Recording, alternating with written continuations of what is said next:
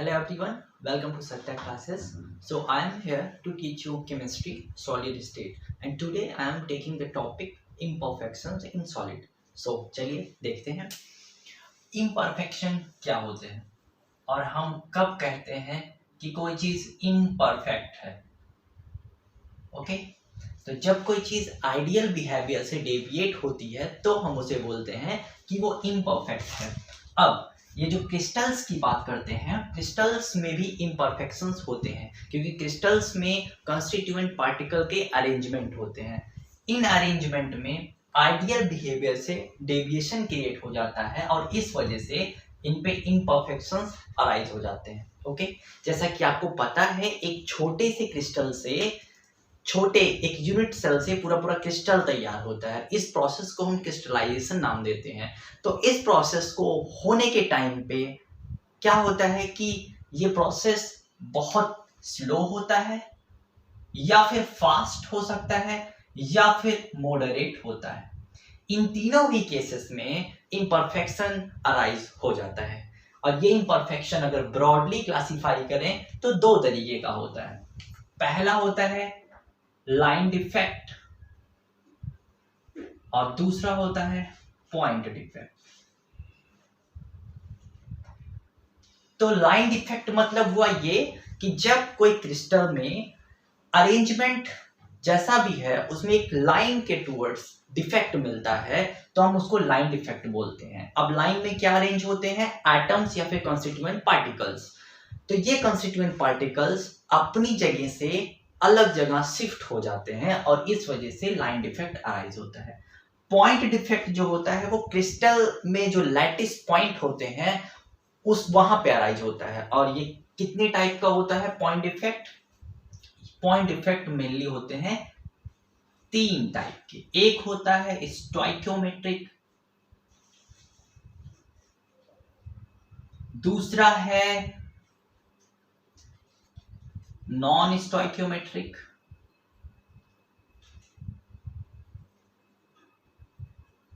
और जो तीसरा है उसको हम बोलते हैं इम्प्योरिटी डिफेक्ट.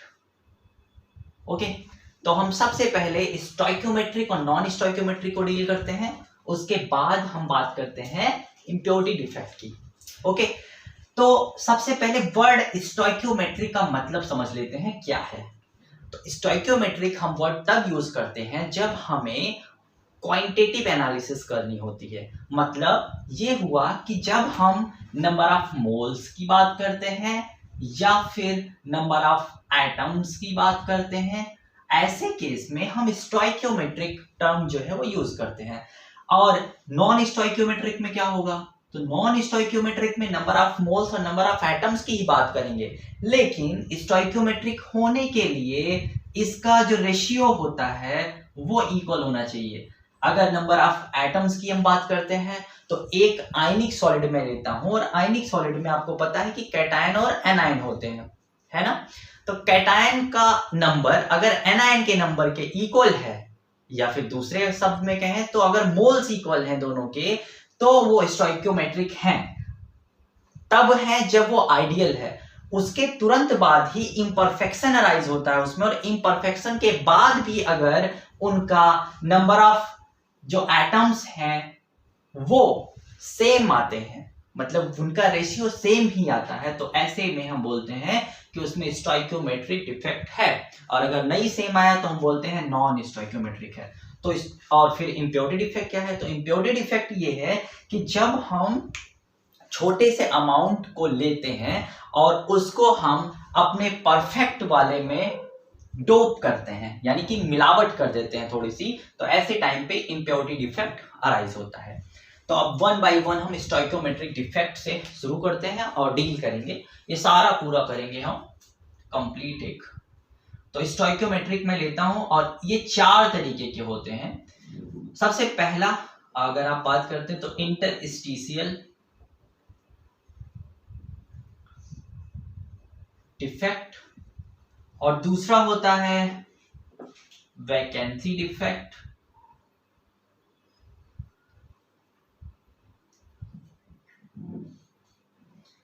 तीसरा है फ्रैंकल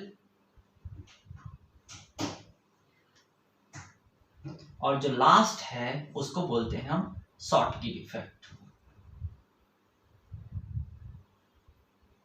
तो ये 4 तरीके के डिफेक्ट्स हैं जिनकी स्टडी हमें करनी है।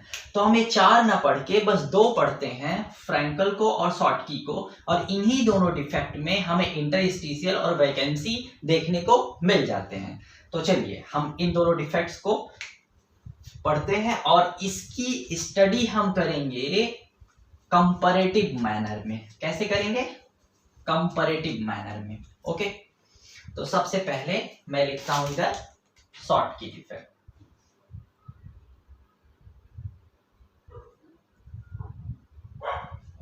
और इस साइड हम लिखेंगे फ्रैंकल डिफेक्ट।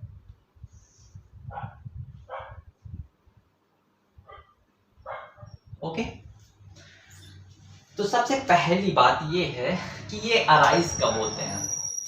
ठीक है, तो शॉर्टकी डिफेक्ट तब अराइज होता है जब कोऑर्डिनेशन नंबर इज हाई और जो एटम्स होते हैं उनकी size and size of atoms are similar.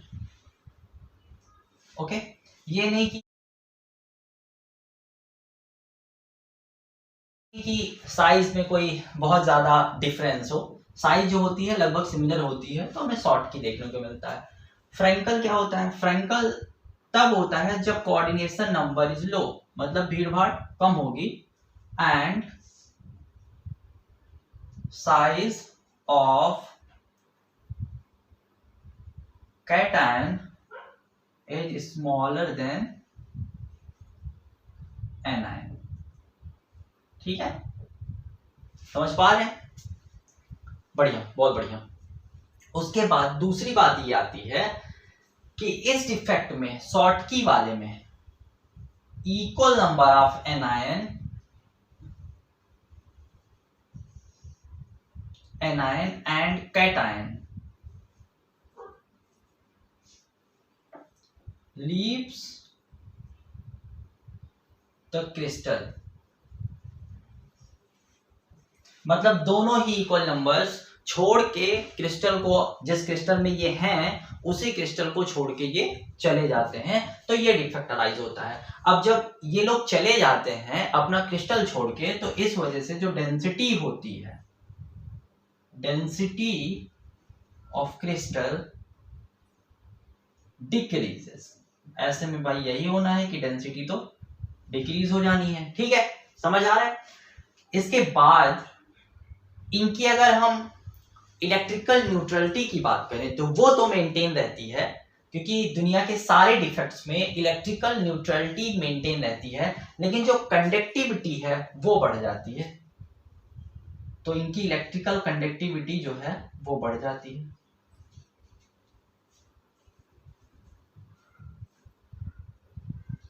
Conductivity increases. But ऐसे क्रिस्टल से कोई चीज छोड़ के अगर चला जाएगा तो ऑब्वियस सी बात है कि इनकी जो स्टेबिलिटी है वो घट जाती है। Stability decreases. ओके, बात इसकी कर लेते हैं फ्रैंकल की। तो फ्रैंकल में जब कैटायन इंटरस्टिशियल साइट ऑक्युपाई करता है, कैटायन ऑक्युपाइज इंटरस्टिशियल साइट,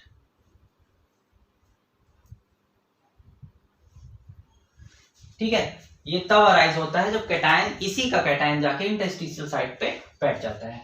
अच्छा, अब इंटरस्टिशियल पे बैठ गया तो डेंसिटी पे क्या फर्क पड़ेगा? भैया डेंसिटी तो वही होनी है, फिर तो डेंसिटी रिमेन सेम, जो है डेंसिटी वही रह जाएगी, डेंसिटी नहीं चेंज होनी।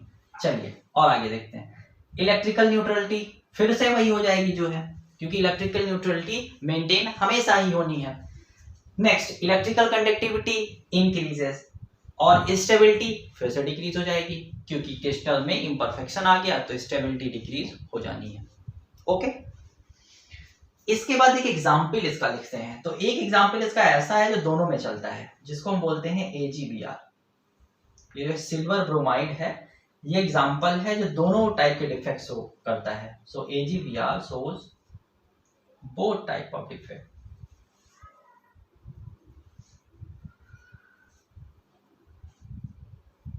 ठीक है, समझ लिया। यही सारे पॉइंट्स बोर्ड एग्जाम में जब डिफरेंस करने को आता है तो वहां पे ये दोनों पॉइंट्स ऐसे कंपैरेटिव में डाले जाते हैं। ओके, तो यहाँ पे मैंने दो डिफेक्ट और लिया था। मैंने कहा था कि वो दोनों डिफेक्ट इसमें होते हैं, एक वैकेंसी था और एक इंटरस्टिशियल था। तो इंटरस्टिशियल देखिए, ये मिल गया ना, इंटरस्टिशियल साइड पे जाके ऑक्युपाई कर लेता है कैटायन, इसी को हम इंटरस्टिशियल डिफेक्ट बोलते हैं। और इस वाले में वैकेंसी डिफेक्ट था, तो लीव कर जाते हैं। ये देखिए, इक्वल नंबर ऑफ एनायन और कैटायन लीव करते हैं। तो लीव का मतलब क्या हो गया, कोई अगर चला गया छोड़ के, तो यहाँ पे वैकेंसी आ गई। तो देखो इसमें वैकेंसी डिफेक्ट भी देखने को मिल गया। अच्छा, फ्रैंकल में एक जगह से छोड़ के दूसरी जगह पे बैठ जाता है, तो इस वजह से इस डिफेक्ट का एक नाम और है, इसको बोलते हैं डिसलोकेशन डिफेक्ट। बढ़िया, चलिए ठीक है, ये हो गया। तो जो नॉन स्टोइकियोमेट्रिक डिफेक्ट्स होते हैं वो होते हैं दो तरीके के। एक बोलते हैं मेटल एक्सेस डिफेक्ट, और दूसरा है मेटल डिफिशियंसी डिफेक्ट। ठीक है, सो मेटल एक्सेस हमारा दो तरीके का हो सकता है। समझते हैं कैसे? देखिए, मेटल का एक्सेस होना मतलब या तो कैटायन का एक्सेस हो जाए, है ना, और या फिर एनायन का वैकेंसी हो जाए। समझ पा रहे? दोनों ही केसेस में आपको मेटल एक्सेस मिलेगा। मेटल एक्सेस कहने का मतलब है कि हमें पॉजिटिव चार्ज को किसी न किसी तरीके से बढ़ाना है। ठीक है, मेटल्स पॉजिटिव, तो ये जो कैटायन है, अगर आप कैटायंस को बढ़ा देंगे तो पॉजिटिव चार्जेस जो है वो बढ़ जाएंगे। अगर आप एनायन की वैकेंसी करते हैं तो एनायन की वैकेंसी में भी आपको पॉजिटिव चार्ज ही बढ़ता हुआ दिखता है। ठीक है, वो अलग बात है कि ये बैलेंस कर लेते हैं। ये कैसे करते हैं वो डिपेंड करता है ओवरऑल इसके क्रिस्टल के स्ट्रक्चर पे। ठीक है, अब जल्दी सीखेंगे कि ये कैसे होता है। अगर हम मेटल डिफिशियंसी की बात कर ले तो ये भी दो तरीके की होती है। डिफिशियंसी में भी अगर आप देखेंगे तो मेटल्स का कम हो जाना, तो यानी कि कैटायंस का क्या हो जाएगा, वैकेंसी हो जाएगा। बिल्कुल, कैटायन वैकेंसी हो जाएगा। और या फिर दूसरा अगर हम बोलें तो इस डिफिशियंसी में एनायन का एक्सेस हो जाना। ठीक है, तो ये चार तरीके हैं, चार तरीके से मेटल जो है, ये metal access defect, metal deficiency, और ये चारों तरीके से नॉन स्टोइकियोमेट्री क्रिएट की जा रही है क्रिस्टल्स में। तो चलिए देख लेते हैं कि भाई इनका कॉज क्या आता है। ठीक है, तो ये जो एनायनिक वैकेंसी होती है, इसकी वजह से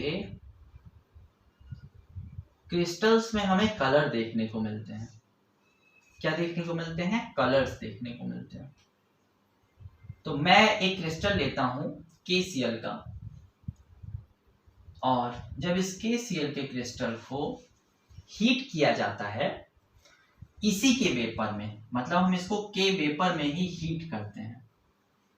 ठीक है, तो यहां से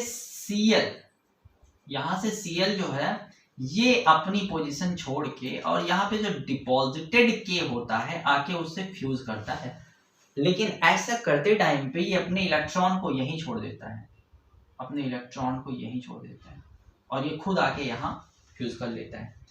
तो यहाँ पे के वेपर है, यहाँ से Cl आके यहाँ पे फ्यूज कर गया, इलेक्ट्रॉन को इसने छोड़ दिया। अब तक ये हुआ। यही इलेक्ट्रॉन जो होता है वो कलर फॉर्मेशन के लिए रिस्पॉन्सिबल होता है, और इसको बोला जाता है एफ सेंटर। इसको हम बोलते हैं एफ सेंटर। एफ को पूरा नाम ले तो बोलते हैं फार्बेनजेंटर। Okay, फार्बेनजेंटर centre. ठीक है, तो ये हो गया। और ये कलर जो देता है ऐसा सब कारनामे के बाद, वो कलर है इसका वायलेट। ठीक है, दूसरा बात कर लेते हैं एनायनिक वैकेंसी का ही है, जिंक ऑक्साइड होता है ना। जिंक ऑक्साइड को जब हम हीट करते हैं तो जिंक ऑक्साइड येलो में आ जाता है, जिंक ऑक्साइड का कलर येलो हो जाता है।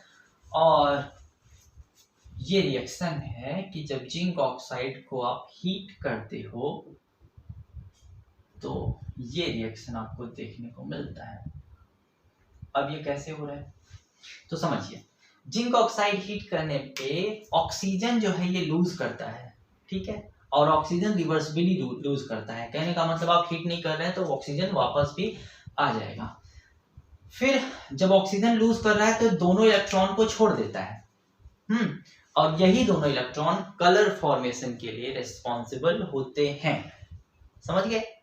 ओके, अब बात करते हैं हम, ये दोनों हो गया हमारा एनायनिक वैकेंसी का। तो चलिए अब बारी आती है मेटल डिफिशियंसी डिफेक्ट की।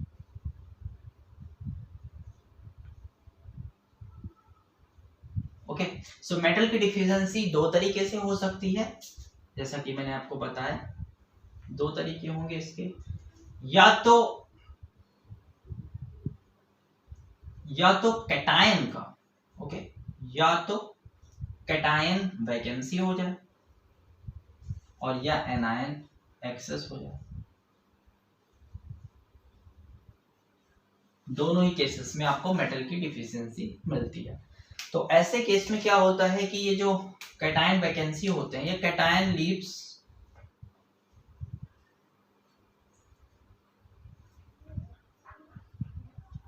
इट्स क्रिस्टल, ये क्रिस्टल को छोड़ के चले जाते हैं, और जो